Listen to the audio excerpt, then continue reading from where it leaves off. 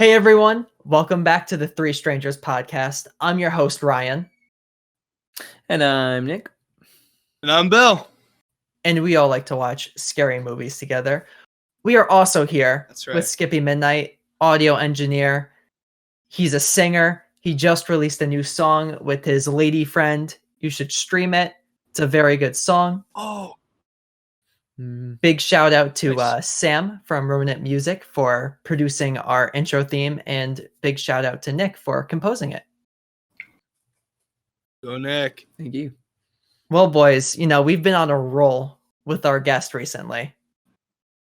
And we have another superstar big guest with us today. He's a Texas lad. Who we got? He has a rooster called Lil Roost. Oh, he is a FIFA YouTuber. He streams Lizard Lick Towing. Although he hasn't streamed for the past month because he's been simping because he's going to propose to his lady friend soon. What? It is YourFavTexan, Pat.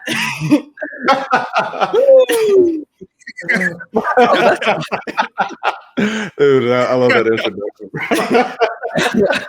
Thank you. Hey, you better watch out because Hurley's been telling me, listen, we might have to call up Jigsaw again to leave you a little message. It's been that long, right? It's been that long. I think it's almost been a month now. I think you're right. I think you're right, bro. To be honest, and in fairness to me, I was gonna stream last weekend, but due to the unforeseen weather and here in Texas, it was put to a halt. You better watch out because Tina's pretty mad. She's been waiting for you to stream. Oh, she's been the one pushing the Jigsaw. I've been like, Tina, calm down. For Nick and Bill, Pat was simping for a month and wasn't streaming. So what we did was we hired a voice actor who sounds like Jigsaw, and we wrote a message and he read it out, and Tina edited a video of Billy the puppet, and off of a random Twitter account during Pat's stream, I just sent him a DM with the video. No. Dude, it was amazing, man. It was amazing. You can ask Ron. I had to be laughing for 5 minutes. It was so funny. You were scared though because you were like, "Hold on, guys, I got a camera." I was on Twitter on my phone, and generally whatever I'm doing, I'm also conveying that like in the mic to the chat. So I was like, I got a message and I was like, what the heck?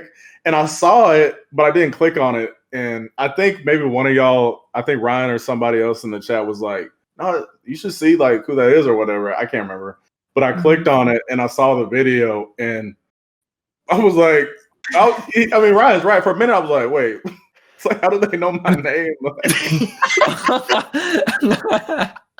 It was awesome, man. And then Jigsaw just says, I know you've been simping for the past month.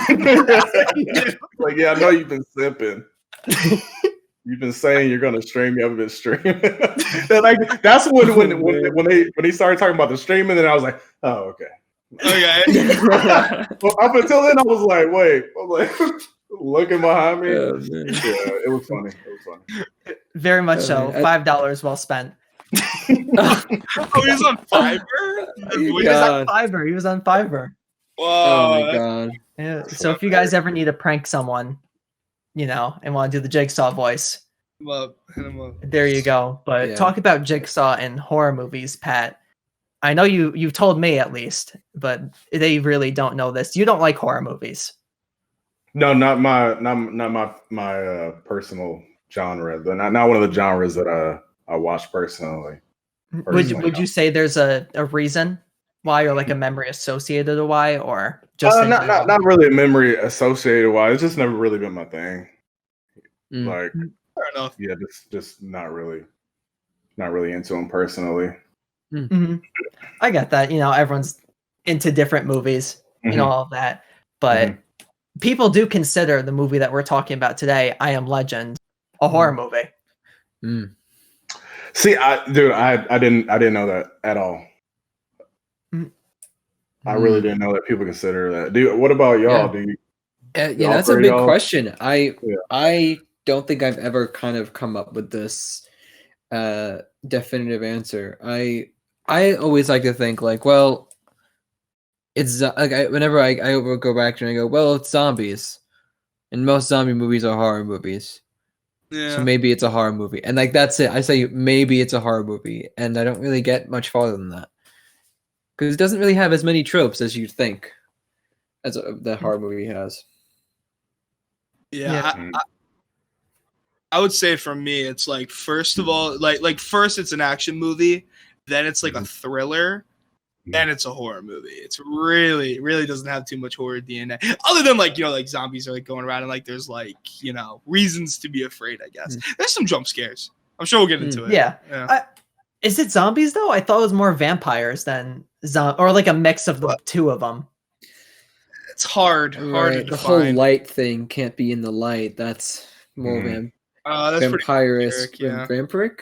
Yeah, vampiric. Yeah. But I always imagine them as zombies because of the eating and because of the bonus features, which I don't know if you guys know about, but Phil, do you know about the special comics on the DVD? Oh, okay. So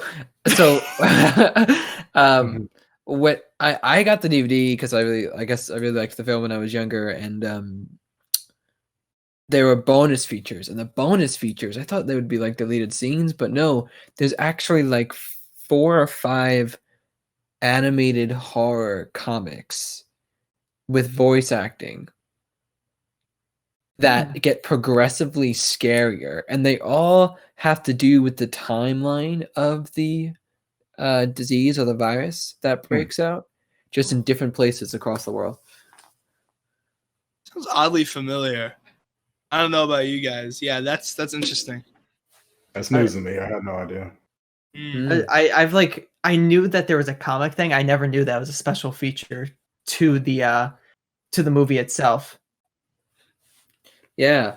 I have this very vivid memory of I watched it with my friends when it was some birthday party of mine when I was younger, and they came over. It's your birthday. Oh yeah, birthday party sleepover.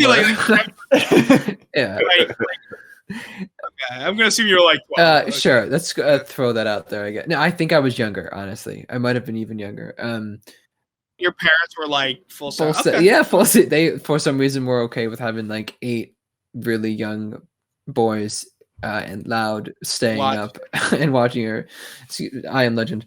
But I remember like they weren't like really scared of the movie, and they were all kind of like cooler than me. Still probably are to this day. And I remember being like, yeah, well, you guys didn't think the movie scary, but watch these. And then they were really, really scared. And I remember just kind of like smirking at the end because I like I'd scared them. And they were like all huddled around, I don't know, like watching it. And then I have this distinct memory of my sister walks in from a late night out, much older sister, and they all like just stop. They just like stare at her, and then she had no idea that this was all going on. So whatever, brief introductions, whatever. She goes into her room, and my friends go, "Wow, your sister's hot."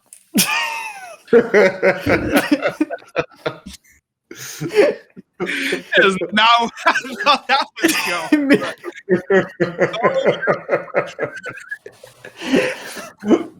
That was instant clout right there.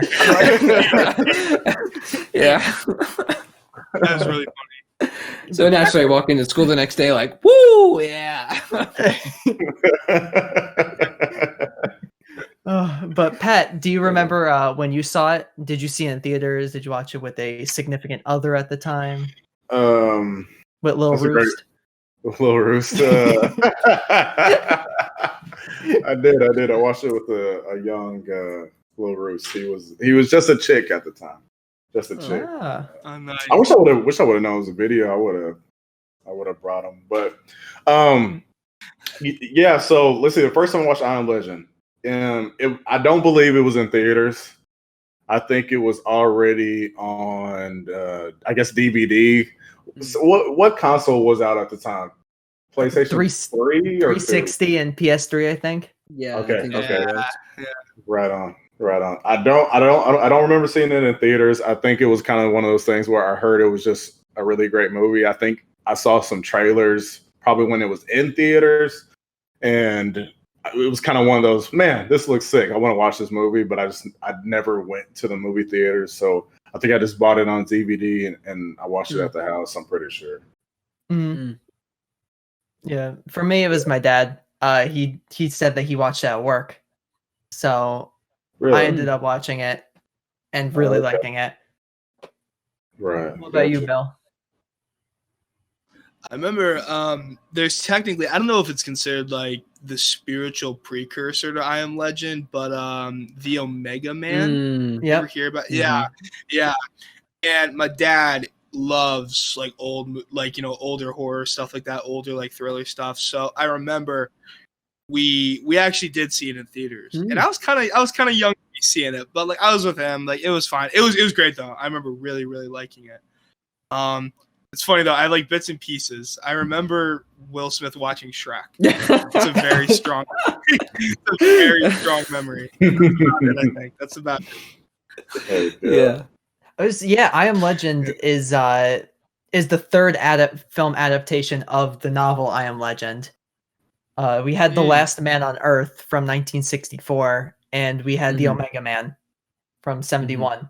And they're all kind of different. They all feature are, you know, the doctor and, you know, fighting these things, and then it basically follows the same formula, except some of them has him simping over one of the girls who is a vampire.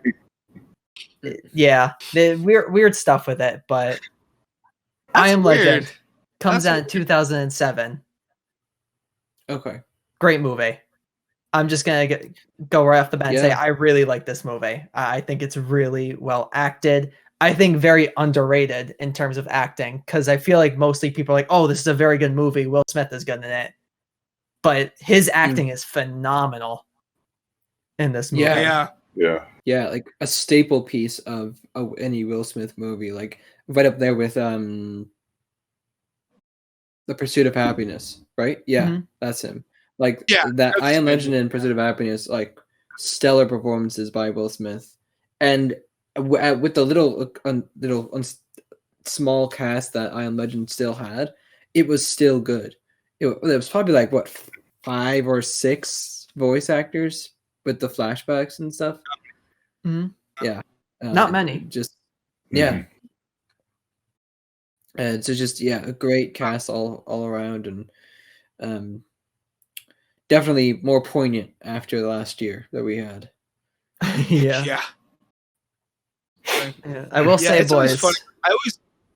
I sorry for interrupting, Bill, but I will say, I did just get the COVID vaccine today. So if I become a zombie or, you know, a vampire, you guys better watch out. It's been nice knowing you, man. You'll start recording the podcast with the lights off. Yeah, exactly. Hey, Ryan. Yeah. It'll all be worth it, though, if Will Smith comes after me.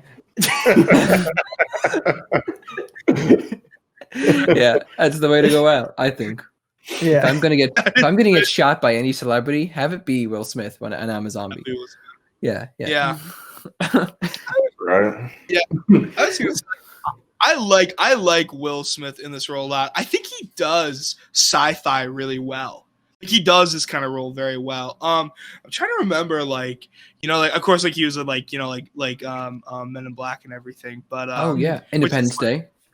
Independence Day. Yeah, he shows up a lot. There was that weird one he did recently with his son. Oh, the Gemini Man, or there was the Gemini Man, but then there was the one. Remember when they crash on a planet and they have to live? It was not very good. Is it After Earth? I think it could be After Earth.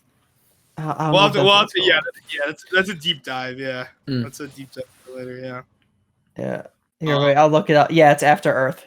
After Earth. I remember seeing it and being like, I heard Gemini Man was pretty good, but he seems to like these roles. He seems to like kind of gravitate towards this kind of thing when he's not doing dramatic, acting, like really intense dramatic stuff. Although you could argue that this movie is really intense at times, Yeah, sure. Yeah. What do you think? Yeah, what do you think? Yeah, I agree with what Ryan said. He acted his tail off in this movie. Like, I thought the acting was like you said, really underrated. This movie gets talked about, but not at the level that I personally think it should be talked about.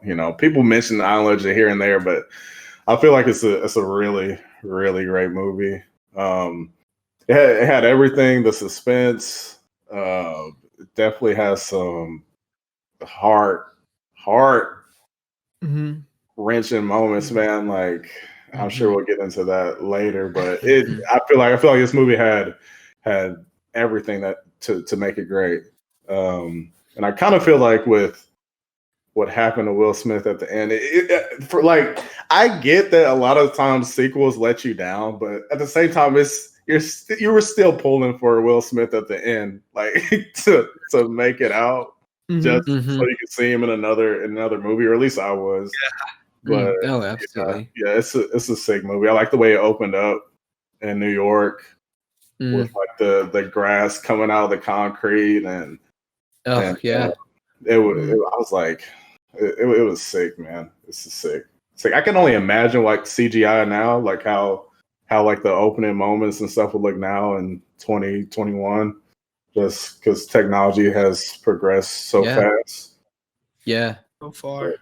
Yeah. And you bring up the beginning shots. Is that I think that's a good place. Should we start the plot scenario? Yeah. Yeah. That's a great place to start. So, okay. So for our plot, it starts off with a genetically re-engineered measles virus, originally created as a cure for cancer, turns lethal.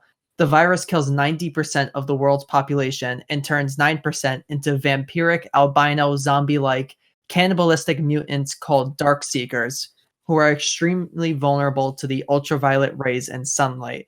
The remaining 1% of the population is immune to the virus and is the prey of the mutant Dark Seekers. Okay. Sorry.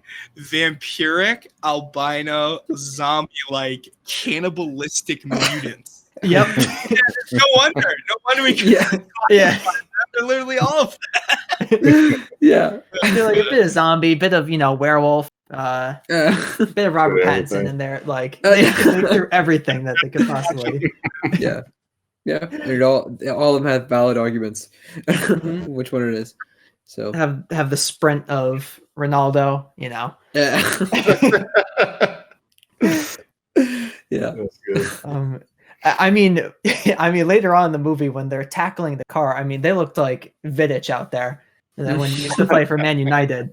They did, bro. They were, especially that one dude. Like, I feel like what I have seen of like movies that have like zombies or stuff in it, that they still is just like that one ringleader. And I just remember that one in I Am Legend, like it was like 6'4", like Bill. Yeah. Like, I mean, he would not die. Mm-hmm. He would not die. He started all the bad stuff that was happening to Will. He was starting it. He was starting it. I remember when y'all remember his golden retriever. I can't remember. I'm not golden retriever. The German Shepherd. What was his name? Sam. It was a her, right? Sam. Yeah, Sam. I remember when Sam went I think they were like under a bridge and he went into the dark.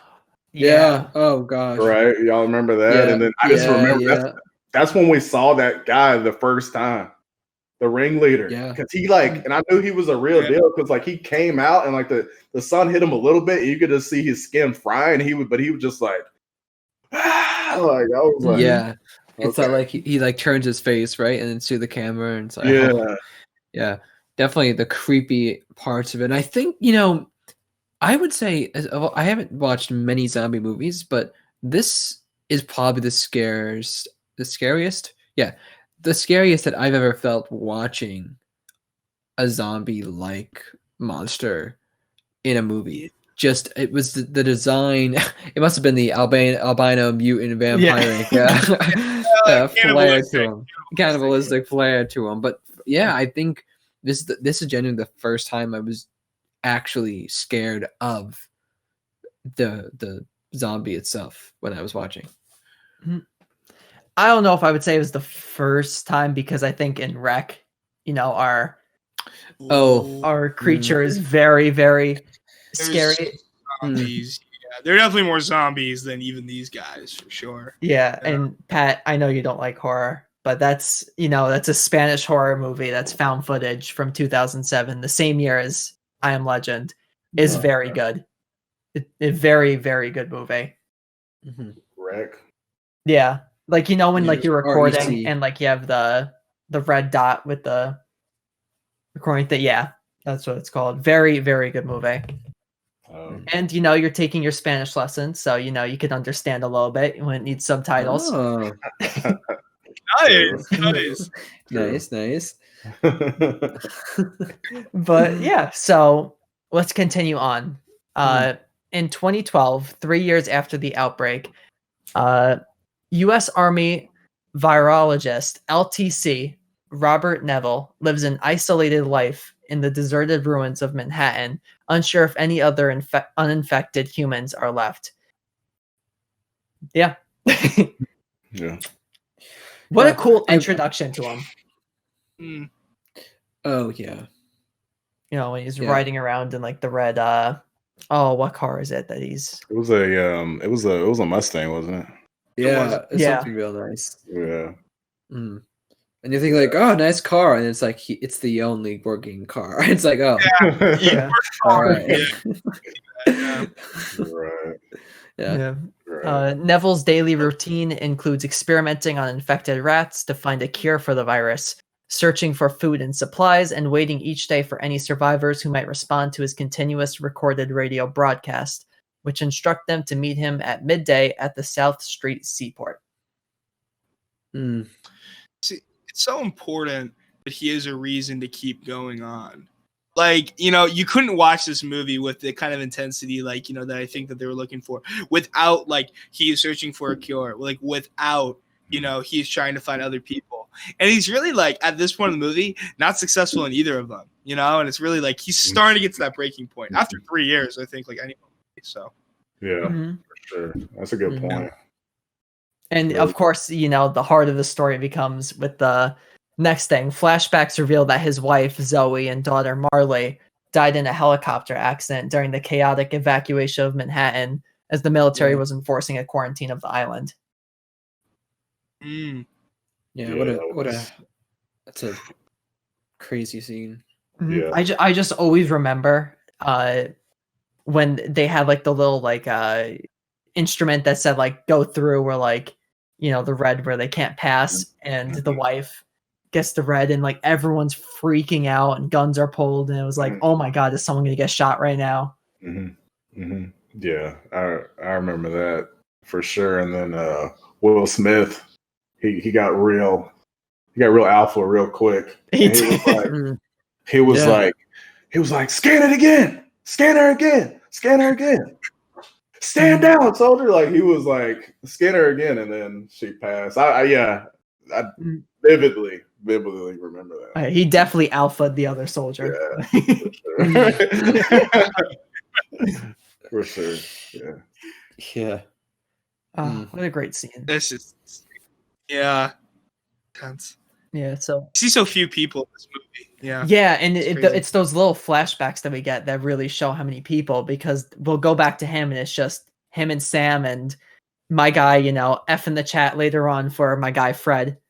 Didn't deserve to go the way he did. Fred.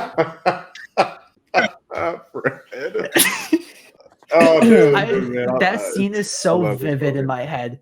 Where he's like, Fred, what are you doing?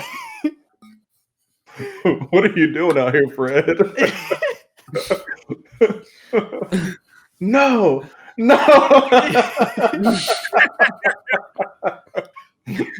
Like, could you imagine though? You're just, driving in this pandemic. You haven't seen anyone in 3 years, and like a mannequin that you talk to for like 2 years straight is just moved to somewhere else.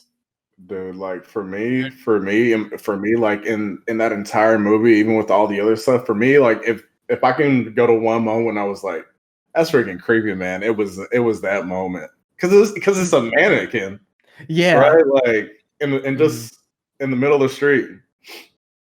And then if you remember because he was driving past, he was running his errands, right? He's running his daily errands. Going to the store and all that stuff. Flirting with the other mannequin. He drove past, and then I think he backed up. But they panned to the mannequin's face, and they remember they made it move a little bit. And I was like, that's freaking creepy. Yeah. Yeah. I hate that stuff. I hate mannequins. I think I've talked about this on the podcast before. I don't know. It's like Uncanny Valley. We'll get into it someday, I'm sure. The irrational fear of mannequins. Rational. Watch it. I don't know why, but like when I watched it the second time, when he's like flirting with the girl and he's like, "Oh, what's her name?" I don't know why, but I just kept on thinking of Vic.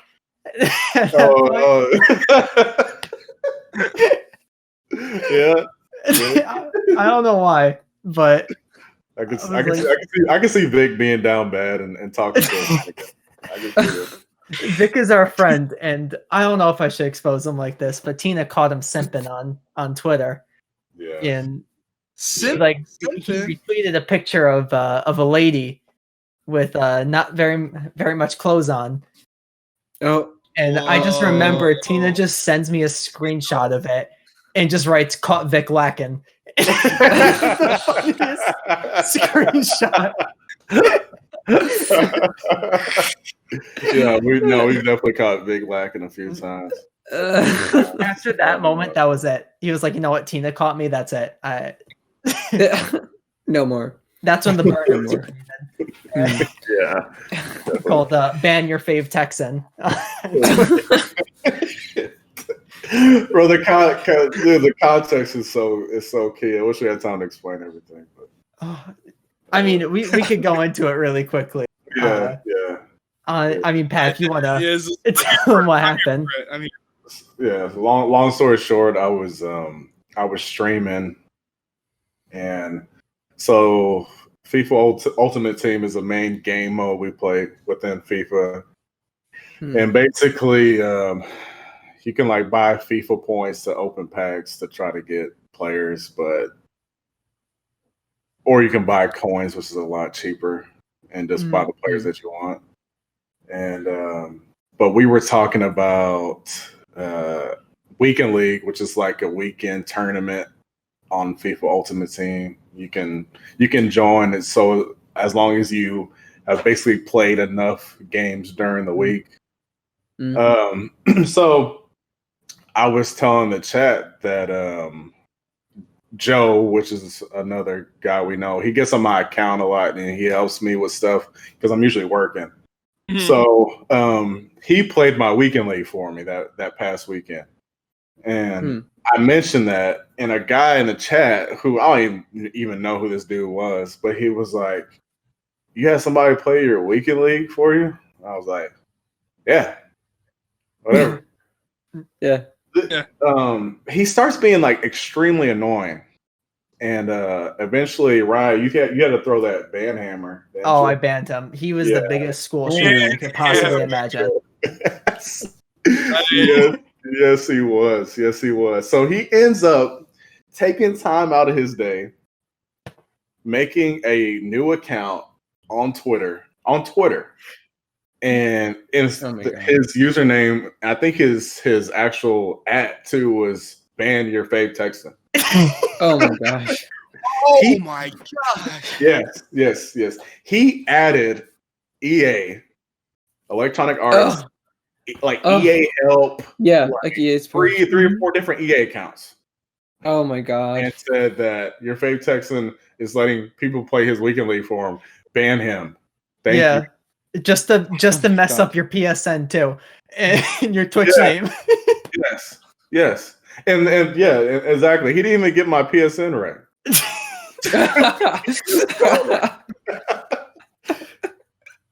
Wonderful. Yeah. He had like no response. I think I ended up responding with a picture of like delete this or something like that.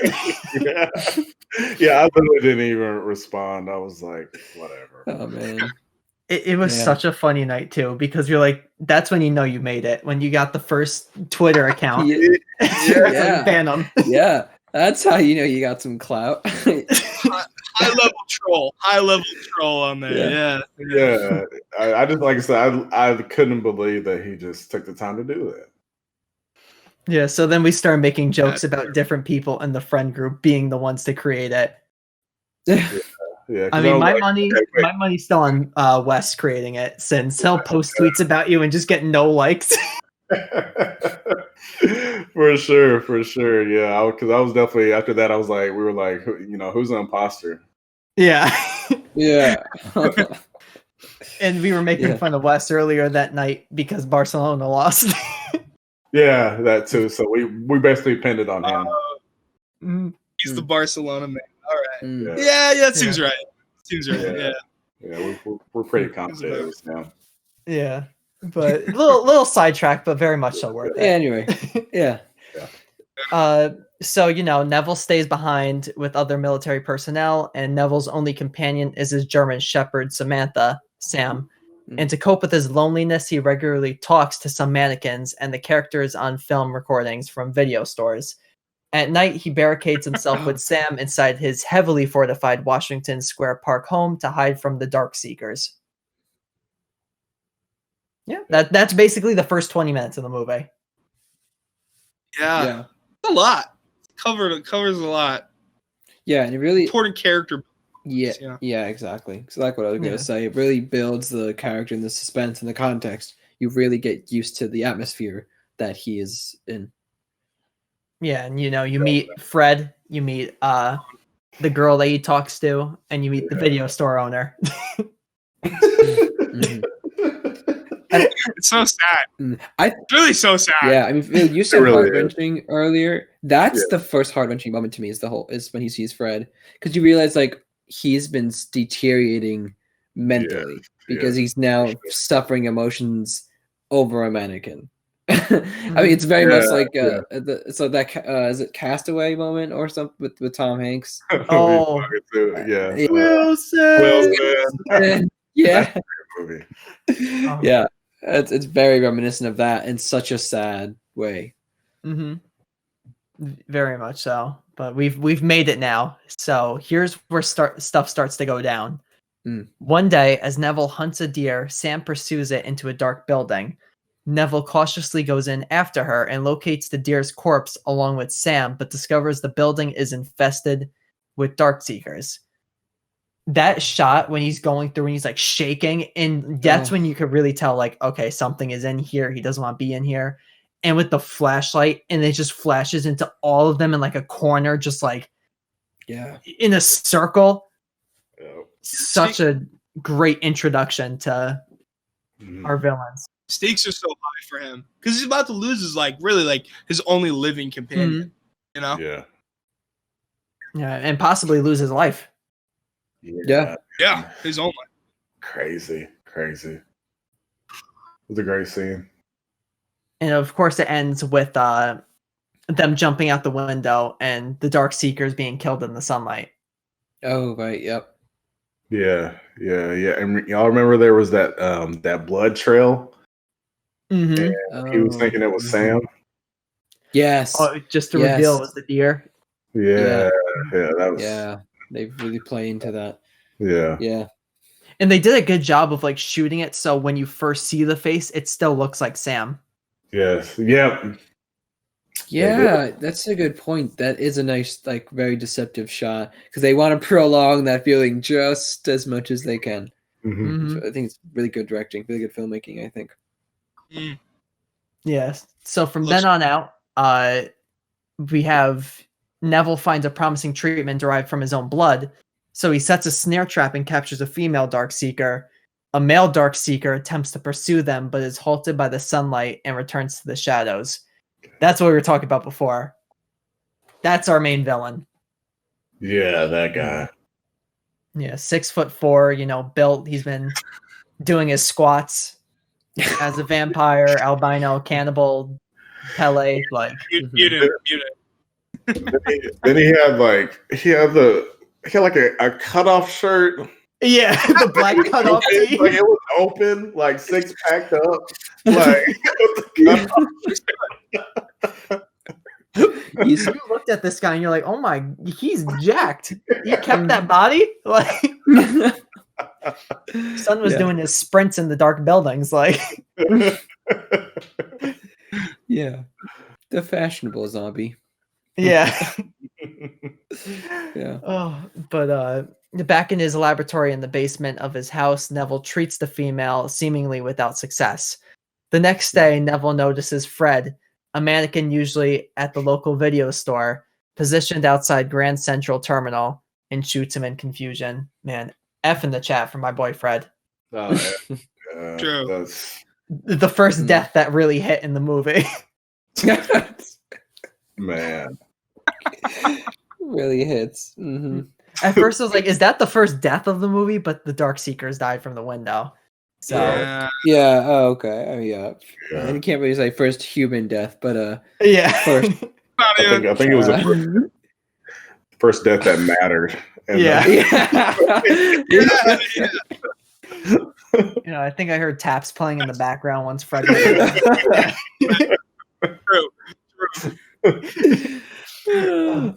But however, Neville realizes being watched by the Darkseekers from within nearby buildings.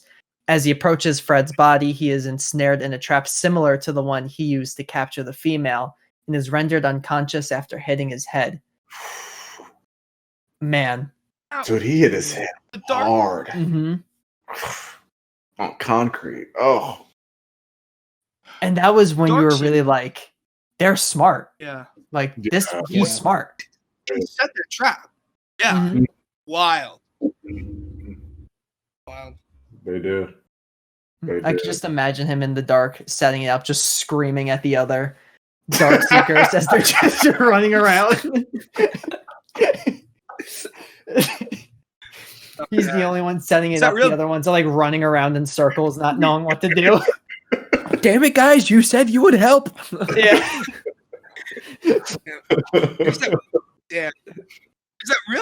There's that real desperation though when the sun starts setting.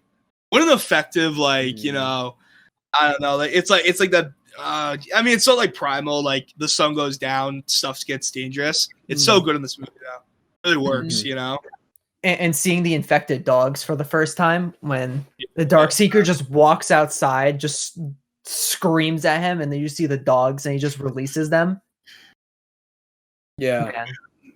Yeah, they, like I said, they set that scene up so nice with the sunset, and you could just see as the sun kept going down how just that shadow it started to disappear.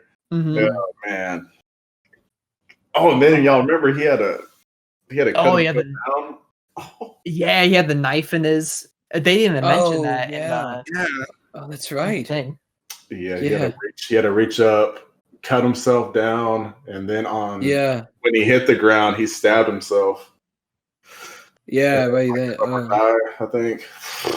Oh, I felt that pain, and like the yell was just so. Yeah. Mm-hmm. Like that, I think a movie that I compare kind of that yell to, of like giving me chills and stuff, is in The Orphanage.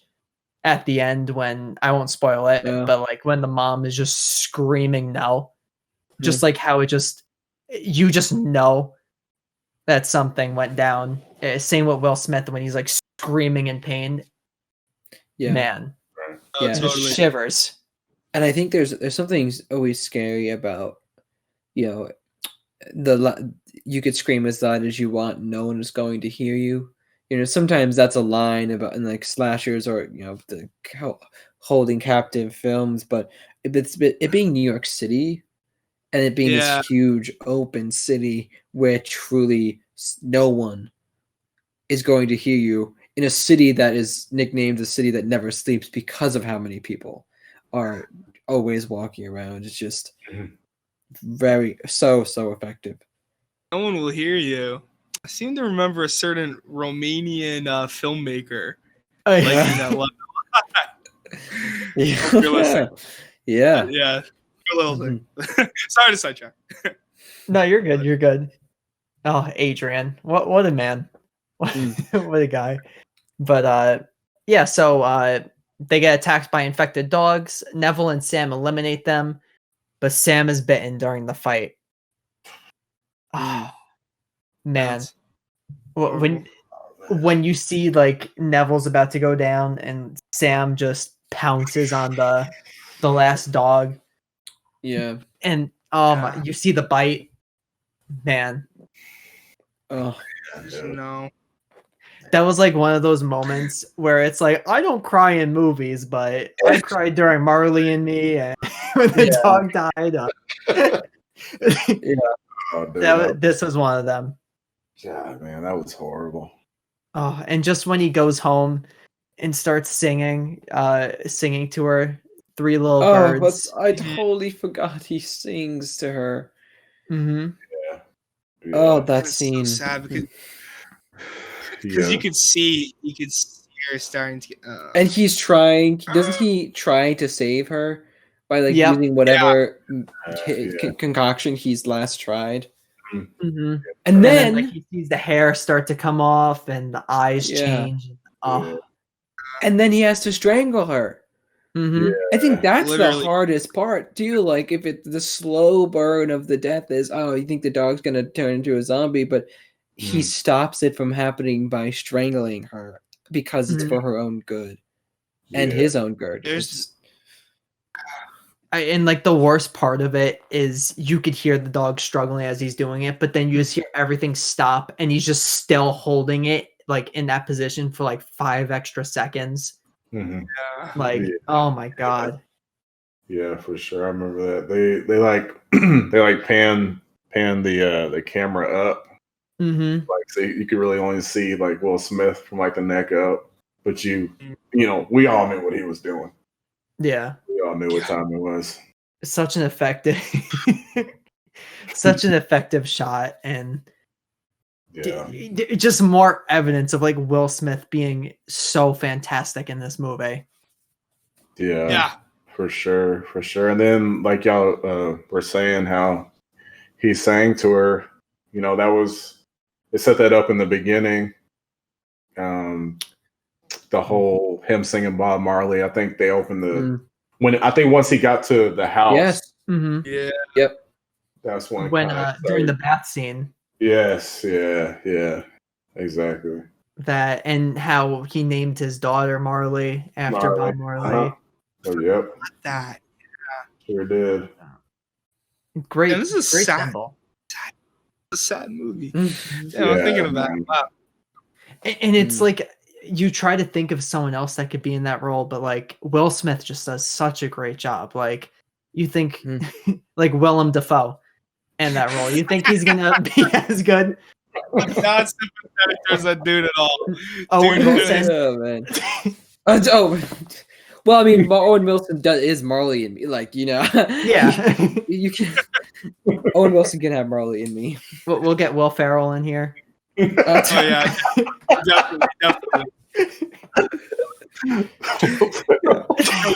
That's cursed, Ryan. Yeah, that's cursed. Yeah.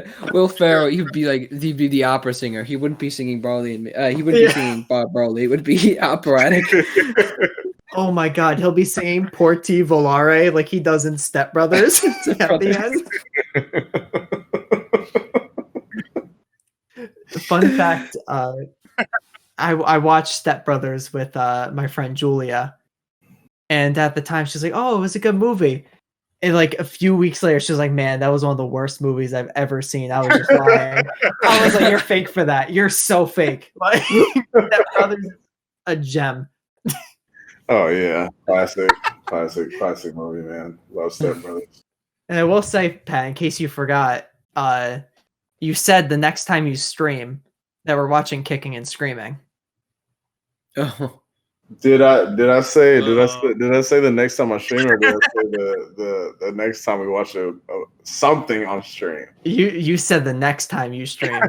Oh, man. I probably did. I probably did. To be honest. We can do it. Because Tina got a memory, so I'll try. She'll catch you. She'll start pulling out receipts and stuff. You better be careful. I'm careful with what I say. Tina. Bro, I know I'll say something on this podcast and then I'll just get like a 5-second clip of it later on and be like, oh yeah, really, huh? Oh, you didn't text me, but you're recording a podcast, huh? So you did get my text. Yeah. Oh man. Gotcha, man. She's gonna catch me later on. But all right. Moving on. Sam unfortunately dies. Heartbroken and driven by rage, Neville ventures out and deliberately attacks a group of Darkseekers the following night before he is rescued by a pair of immune humans, Anna and a young boy named Ethan, who have traveled from Maryland after hearing his broadcast. That scene with the car when he's just driving around, those Darkseekers became Vidic, they became Kino, like they were trying to murk my man. Dude, he was laying those folks out. Oh, man. I think I saw a Darkseeker go for an RKO, like. Dude, I think for me, like when I saw him in that moment, I'm like, yeah, he's just sick, man. Like he can't take it anymore. Like he's ready to go out. Like he's ready to go out tonight. You know. Yeah. He's absolutely falling apart. Yeah. And then he was like on the edge of the edge of the pier too. Like this. Yeah. SUV he was in almost fell into the water. And then that big dude, that freaking big dude came and he was like all on top and he was like I was like, how strong are you? He punched through the roof. He was strong. He was destroying later on a bulletproof glass. I was like, oh my god. Yeah. He did his chin ups like he was prepared for this moment. He was, bro. So strong. And it was because he stole his girl. He was ready for a fight. True. Mm-hmm. But yeah, he's rescued by Anna and Ethan. They transport the injured Neville back to his home, where Anna explains that they survived the outbreak aboard a Red Cross evacuation ship from Sao Paulo and are making their way to a survivors camp in Bethel, Vermont. During that scene, you see Shrek playing on in the background. Yeah. And I love how later on in that scene, he just starts like speaking it word for word. Yeah. So good. Mm-hmm. So good. And you're just like, all right, yeah, this man is, he's down bad. Yeah, he had a word for word, dude. Yeah, that's when you know you're down bad, when you're spitting Shrek lyrics.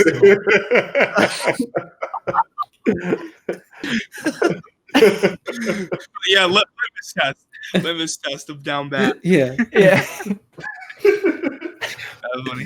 That's the breaking point. Man. That's the breaking. Yeah, that was the breaking point.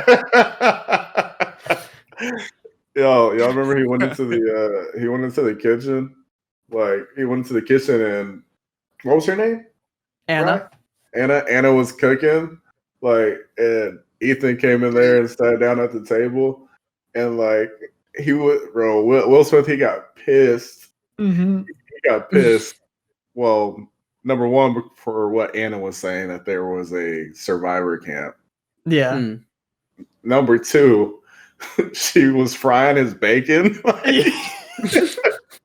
She was frying his bacon, and he was like, I wanted to save that. It's such a funny line too. He was like, he like throws the freaking plate too, and he's like, "There's no survivors camp." Yeah. And I was saving that bacon. Yeah. I mean, it's so crazy that you to this point, you see all of Will Smith in a single monologue.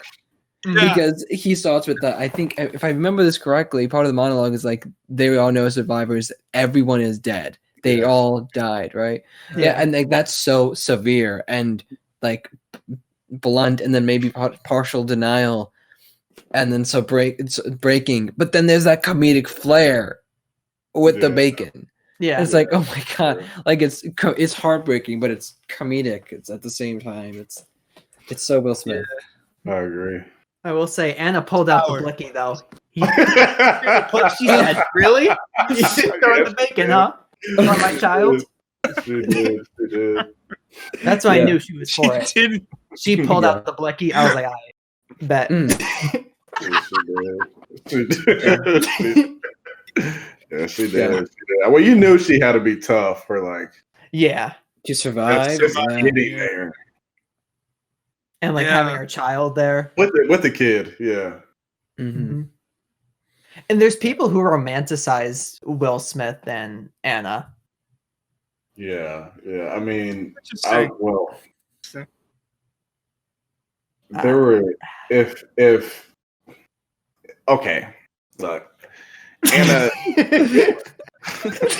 let's be honest. You were thinking about Anna got Will Smith caught up, man. Yeah. Unintentionally.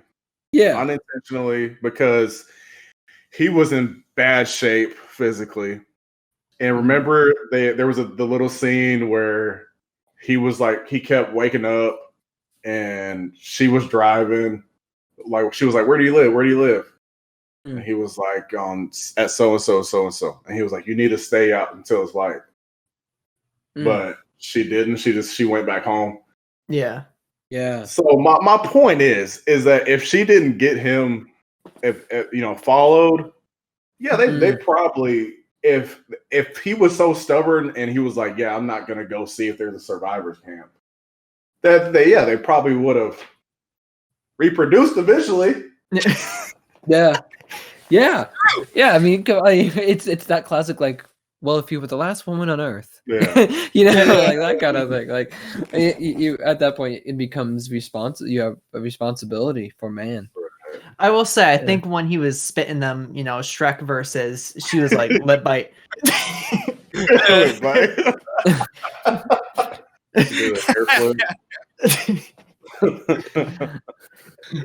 But like, if this movie has proven anything, bro, women was the downfall for Will Smith. What? Listen, he was survived. He could have brought the mannequin home. Listen, I was team mannequin. You were team. Him and Phil had a great life. They were going to be platonic, and they would have just been best friends forever. Yeah, but then Anna had to come along and be like, "Ooh, survivors camp." Subtext. Damn. Got Will Smith turned. He was like, "Okay, women." It's been a while. Yeah, he's like, it's been a while. Wife's been dead, Pulled out the dead wife card. Yeah. By the way, what happened to your family? Brought him to the room. He like turned around the photo of her. Like,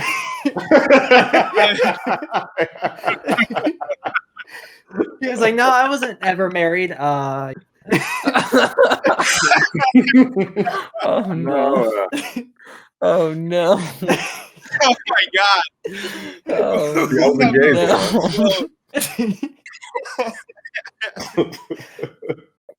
We turn this movie on its head. We turn this movie on. We did see Will Smith's character would never be like that, but he did see, the girl, and he was like, who would have thought? Yeah, I mean, I don't know. That is crazy. I mean, he thought he was the only. I can't imagine he was. It's crazy that he was so hopeful that there would be other people.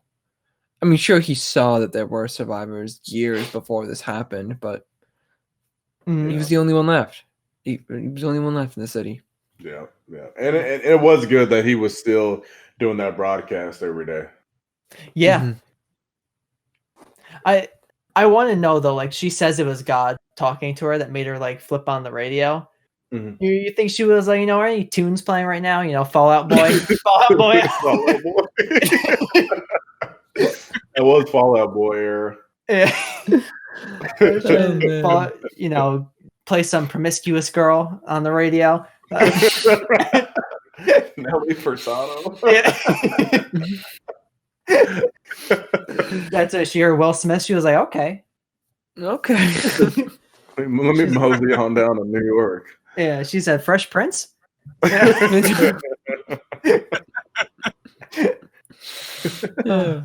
But Neville denies this and argues that no such survivors camp exist. Neville adjusts the potential cure and injects the female Darkseeker. The next night, a group of Darkseekers who tracked Anna and Neville the night before invade the house. What a cool scene. When we see all the lights turn on and then the explosion that was rigged. So his obviously, I know he was in the military and stuff, and that he was extremely intelligent. Like, besides just like the medical side, like he was also really mechanically inclined. Like the way he had the house rigged up, like he had. I mean, it was he did as great of a job as one man possibly could. Yeah, and it was just too many of them. Yeah. Yeah, definitely. Yeah, I would agree. As home alone as he could be. Yeah. I was afraid of that. Man, Home Alone. We did end up watching it on stream. Pat. Do you remember the kid who came in here, like came in the stream? It was like, this isn't Roblox. Yeah. We're like, let's get out of here. Yeah. So I just remember you being like, nah, it's a cutscene. Yeah, I did. I was like, it's a cutscene, man. That was so funny. He was like, wait a second, hold on. It's a robot. Yeah, it was like the most generic 7-year-old like Twitch name too. You can imagine. Like whatever his ad was, and then like 6 numbers. Yeah. like chicken cow 345. Like because so Ryan, like, if we're gonna watch something, he always switches the stream, the stream game, and so he was switching it to Roblox, and then a youngster came in and he was pretty disappointed. Yeah, big time disappointment.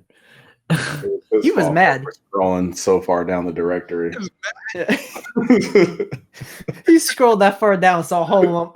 Was like, wait a second, hold on. Hold on 1 second. Oh my god! When he was like, "This isn't Roblox," it just reminded me of I'm not at the beach. This is a bathtub. What's that from? Oh, Pat, you don't know that? Oh, no, Pat, I might have to link you a video later. You might explain. So it's a video that people watch when they're down bad.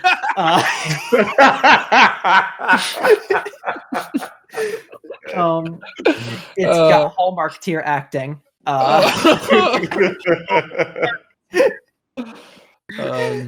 Oh my god, yeah. People last year, Tina and I dressed up as the Sandlot. People thought we dressed up as the I'm not at the beach, this is a bathtub. Because of the yep. Geez. Yeah, I'll show you later, Pat. Right on. I got you. But continuing on. Anyway, explosion in the house. Yep. Neville, Anna, and Ethan retreat into the basement laboratory, sealing themselves in with the female test subject. Discovering that the last treatment was successful, Neville assesses the situation as the Dark Seeker alpha male. Ooh, okay. Called him the alpha male. Rams himself against the glass door to break in. Neville draws a vial of blood from the woman he cured and gives it to Anna before shutting Ethan and her inside a coal chute in the back of the lab. Neville takes a grenade and kills the Dark Seekers at the cost of his own life, saving the cure. Man. I can't even lie. Will Smith kind of got alpha in that moment. You know, he was with the cure and stuff, and the Dark Seeker was just, breaking the glass bulletproof freaking barrier.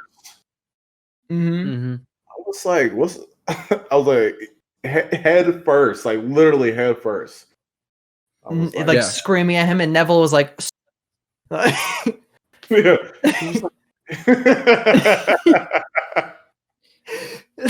I can save you. I could save you. I could cure you. Just that's right. Head against the glass, just screaming at him. And then that's when he sees the butterfly, and he was like, "God." And then, God, bro, that was great that he even had. He was very resourceful. The little tunnel he had, so they could get out. Yeah, you're right. He thought of everything. Yeah. And then in the end, for humanity to that was awesome. Sacrifice himself. Man, it becomes legend. He's legend. Wow. He's the legend. Yeah. Wow. And that's when the voiceover from Anna comes out, where they made it to the survivors camp, and we see all the. Well, we don't really see that many people, but we do see regular humans outside. Right. And Anna narrates how Neville's effort and sacrifice to save humanity ultimately became legend, and that people should take inspiration from him. Yeah, heck of a movie. Yeah, I will say there is a director's cut. And I know, Pat, you were talking about before about if Will Smith's character survives. Right. And in the director's cut ending, he survived. What? So how they switch it up is, the Dark Seeker still creates the butterfly shape, but instead of it being on Anna's neck, it's on the female Dark Seeker's neck. I've seen this alternate ending, yeah. Oh. So he ends up putting the gun down and returning the female, and Neville apologizes and sees a tear roll down the alpha male Dark Seeker's eyes. Yeah. And the alpha male ends up just leaving. Really? Yeah. And then they all go, right? Yeah, and they all end up going. Right. Better.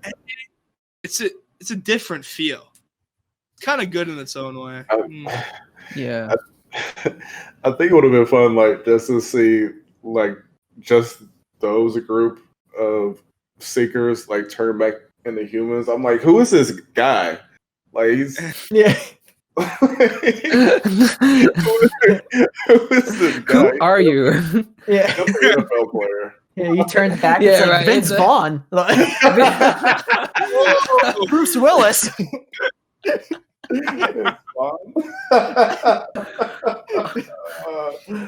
Arnold Schwarzenegger. I knew it was you. It's like an Adrian Peterson. Yeah. Oh yeah.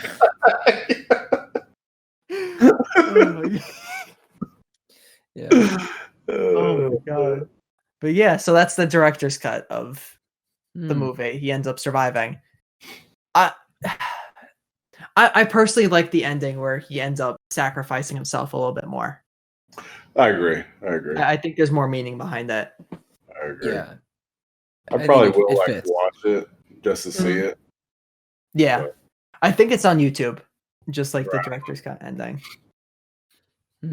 But yeah, so I Am Legend. Great movie. I'm just gonna say right now, I'm gonna give I Am Legend an 8.5 out of 10. Ooh. Nice. What would you guys give it? Yeah, I think I'd give it a 9. And even and on a horror movie scale, I would give it higher, I think. Yeah, I think on a horror movie scale, I'd give it like higher, and then in a regular movie scale, I'd give it like an 8 something. So averaging out, it would become a 9. Yeah, well done, so effective, so emotional. You really don't find horror movies that are very, very emotional like that. I mean, I can only probably name 3 on the top of my head that those emotions actually. I mean, like Mungo being one of them, and wow, The Orphanage. The Orphanage. I agree. Yeah, and I mean, yeah. Damn. Emotional. Maybe actually, Carrie was pretty emotional. That's true. What about you, Bill? What would you give it? It's so hard because I'm trying to separate my like personal love of it away from like it is like a movie. Yeah, maybe that's not the point though. Maybe that's not the point. I definitely got to give it, like you're right. I definitely got to give it like an 8.5, probably 9 on a good day. There's very little wrong with it. There's almost nothing. But yeah, it's so hard to give a movie a 10. I don't think like it's almost like an impossible quantity. I know you have though. You have. I think I'm a lot looser on my 10s because I'm very much so of like it doesn't have to be perfect to be a 10. I very much so have that philosophy, and I know I kind of get that from actually Pat.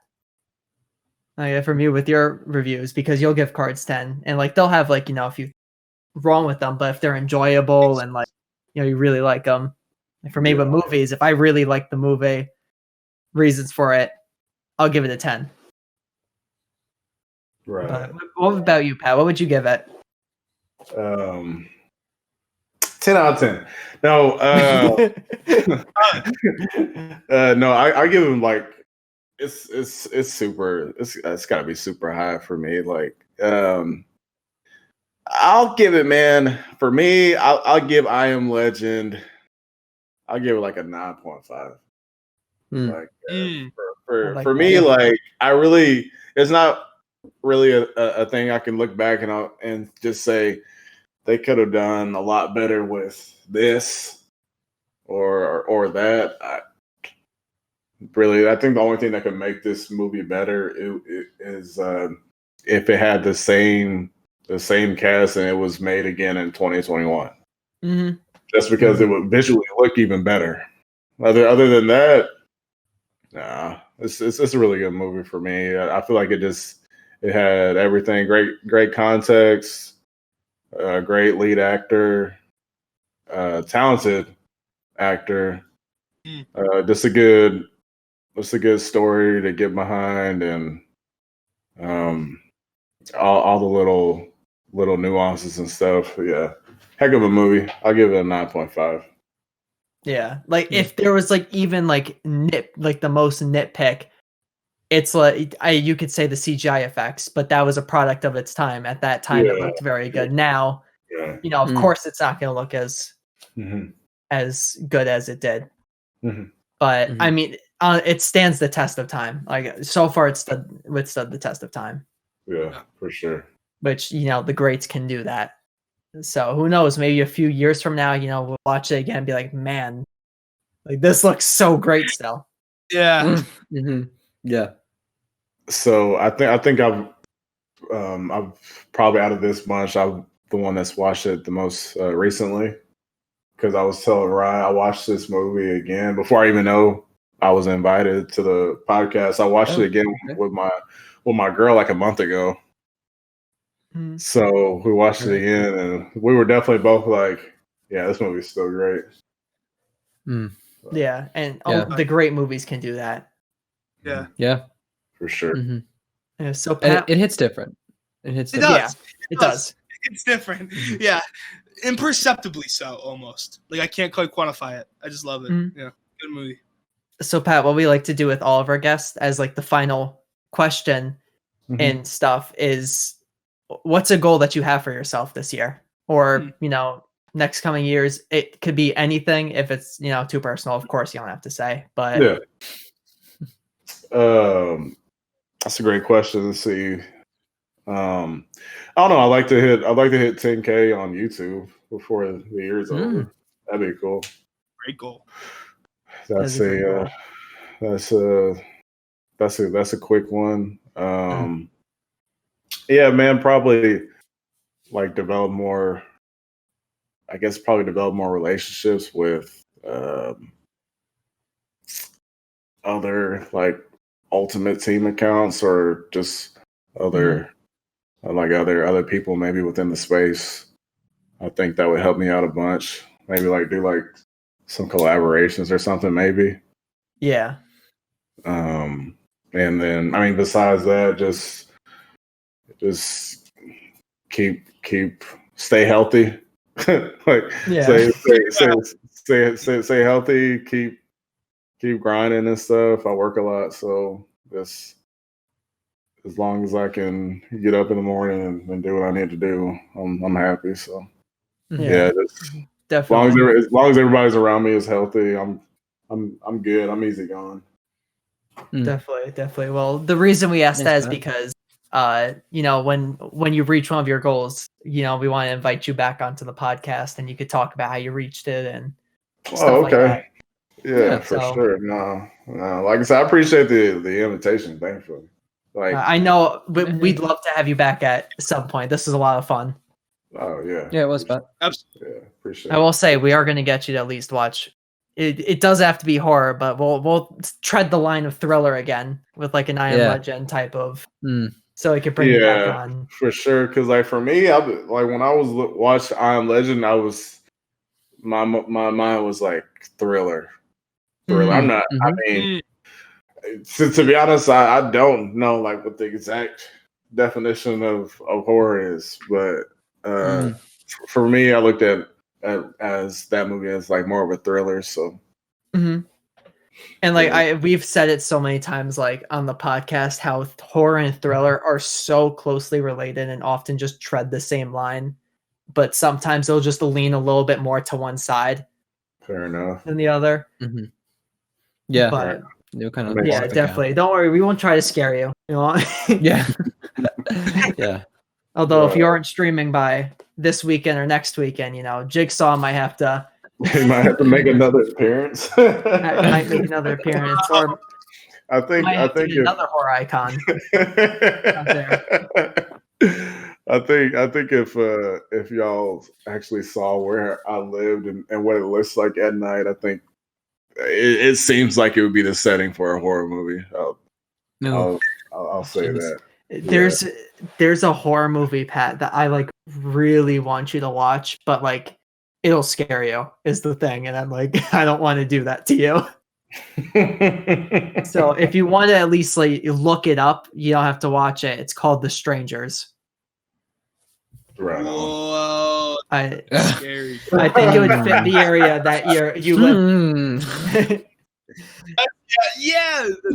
Funny enough, what our podcast is sort of named after. That movie. A little bit, yeah, a little bit. Yeah, sure. But Pat, this is your opportunity to plug whatever you plug. Oh, you're giving me the hot ones? Yeah. Hell yeah. The hot ones? Yeah, the hot ones. Yeah. Anything you want to plug right now? Of course. Hit me up on Twitch, Twitter, Instagram at YourFavTexan, YourFavTexan. It doesn't even have to be whether you're into FIFA or not. I'm pretty easygoing. I like to talk. So if you want to talk about something or ask me about Texas, if you're planning on visiting Texas, I kind of consider myself a self-appointed ambassador, if you will. So whatever. If you want to hear about the best state, then definitely hit me up for sure. Appreciate that, our hearts. I'll speak for all of us and say our hearts go out to you. You and all the state of Texas. Kind of how crazy it's been the last couple of weeks for you guys. Definitely. Yeah, we appreciate that, man. Like seriously, really, really appreciate that. I know people personally, that have been directly affected, but we're all right, man. That's kind of the one thing about one of the many things I love about Texas is seriously people really do rally and people help each other. I mean, I just know so many people that would literally give you the shirt off their back, while they go cold instead of you going cold. So that's just the spirit here. It happened with the hurricanes when they hit down in Houston and Southeast Texas. I mean, people just help each other here. I mean, it's just part of the Texas spirit, Texas pride, man. So, but I really do appreciate that, man. Seriously, it means a lot. Yeah, we're all backing you. We're all back in Texas. One day, Pat, we're meeting up in Texas. We're going to a Cowboys game. Yeah, we're going to Cowboys game. I'm gonna take you to. We're gonna go to a Cowboys game. We're gonna go to a rodeo. Oh, hell yeah! Then we're gonna eat some great food. We're gonna have some Whataburger. We're gonna have some authentic Mexican food. And some barbecue, of course. Oh, definitely. I'm a huge fan of barbecue. Yeah. Nice. I've always wanted to go to Whataburger. Damn. Yeah, me think about it. Northeast. Plan that trip sooner rather than later, Ryan. It's funny on one of Pat's screens. He has Whataburger, and people always come in like, "What is that?" And Pat's like, "I will tell you what that is." I'll gladly tell you. Gladly tell you. Damn. Yes, but thank you so much, Pat, for coming on the podcast. No, seriously. Thank y'all for having me. Sorry about last weekend, man. Just had personal stuff come up, but I appreciate y'all working with me. No worries. This was a lot of fun. Appreciate it. Thanks, y'all. Thanks, Ryan, for the invite. No problem. And thank you, everyone, for watching this podcast. Like we said, follow Pat on Twitch, Twitter, YouTube, all of that. He's come out with great content. I personally recommend the Aji review that he came out with. Spectacular review. Yeah. One of the greats of football. Can I say one more thing? Of course. If one of y'all do want to go to my YouTube channel, like, forget it. Who cares if you like FIFA or not? But if you just literally go to youtube.com/YourFavTexan, the video that you're gonna see, I guess you could say my homepage, whatever, is a video that Ryan and Tina made, and it's basically a compilation of like Twitch clips of me being live. And you can ask Ryan. The first time we watched it on stream together, I was literally crying. It's hilarious. So y'all want to check that out. I think that is one of the funniest things Tina has ever edited. I was laughing so hard. It's so funny. So funny. Oh my god. I just remember when I said one of my videos was sponsored by you, and then just one of the people in the video were like, "Who?"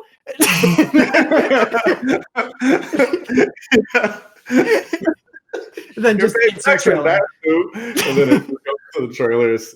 Fantastic. Yeah, I definitely recommend it. And like I've been saying, watch Pat. He is so funny. One of my favorite videos is when you were calling out Wes for Javi. Oh my!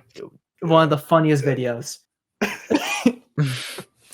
I enjoyed that one, man. I enjoyed that one. But thank you all for watching. I really appreciate, I know we could all say we appreciate all of the viewers that we get. Thank you again to Pat for being here. We loved having you on. Be on the lookout for next week, where we will be doing a review of the movie Bird Boy, The Forgotten Children. No, wait. which is a Spanish animated horror movie. So, oh yeah, we can't wait. We're very excited to review that. But remember, don't talk to strangers. Bye, everyone. See ya.